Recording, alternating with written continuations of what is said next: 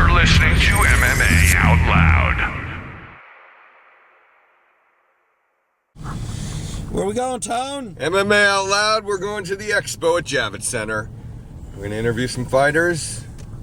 We're going to see some grappling and some Muay Thai. And Whoa! Just kidding. Just kidding, no. All right, so what are our questions for like Carlos Condit and whoever else we run into?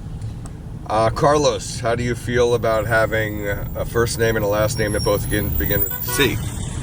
Is that good? No, it sucks. All right, we're with Carlos Condit here on MMA Out Loud, one of the top welterweights in the UFC and in the world. Carlos, first question. Jake Shields, does he deserve the next title shot? You know, Jake is definitely a champion. I think that I'd like to see him get one more fight, have a little bit more impressive performance before he gets the title shot, but, you know, I think he deserves a shot. Where are you in the pecking order?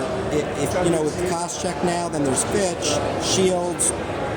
How far away do you consider yourself from getting a title shot? Well, I'm right in the mix. You know, I think I probably have to beat one of those guys, you know, like the gatekeepers of Fitch or Koscheck, somebody like that. My next fight's against Lytle, who's a great fighter. We should put on, you know, a really exciting show. And then, you know, we'll see what the future has in store. And who are you picking in the GSP Koscheck fight? Georgia. Convincingly?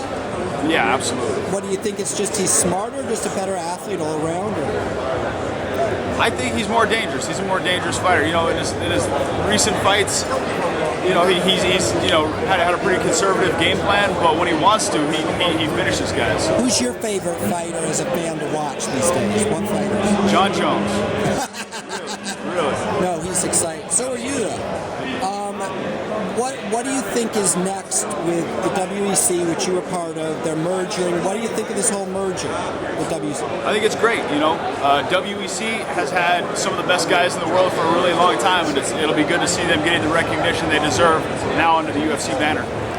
And just for New York, because it's one of the few states that's not sanctioned, only 44.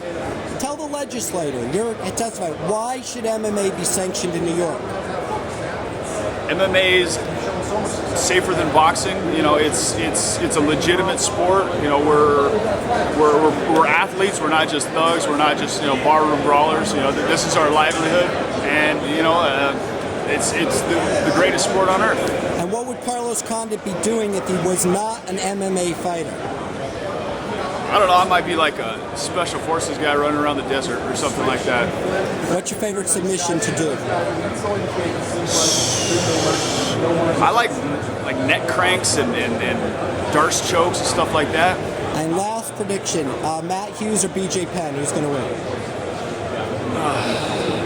BJ's my boy, so I'm going to have to go with BJ. And how are you going to beat Lytle?